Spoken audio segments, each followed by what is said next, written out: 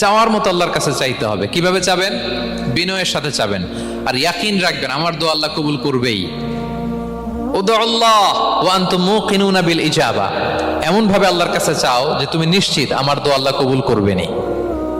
আপনি নিশ্চিত হইলে আপনার দোয়া কবুল হয়ে যাবে। নিজেকে ছোট করে চাইবেন।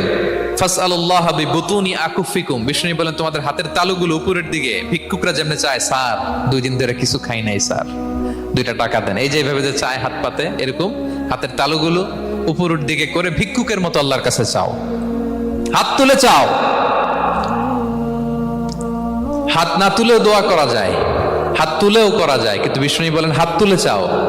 কারণ ইন্নাল্লাহা হাইয়ুন কারীম, আল্লাহ বড় লাজুক এবং লজ্জাশীল।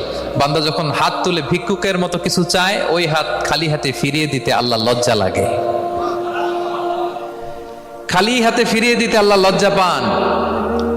হাত তুলে চাইবেন। দোয়াতে আল্লাহর নামগুলো ধরে ধরে ডাকুন। ইয়া আল্লাহ, ইয়া রহমান, ইয়া রহিম, ইয়া হাইয়ু, ইয়া কাইয়ুম বিরহমাতিকা আস্তাগীথ।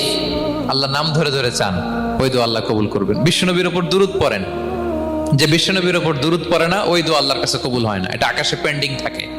কুল্লু দুআ মুআল্লাক মাহজুব বাইনাস সামাই ওয়াল আরদি মা লাম ইউসাল্লা আলাইয়া। বিষ্ণু বলেন সব দোয়া আকাশে পেন্ডিং থাকে যতক্ষণ আমার উপর দুরূদ পড়া না হয়।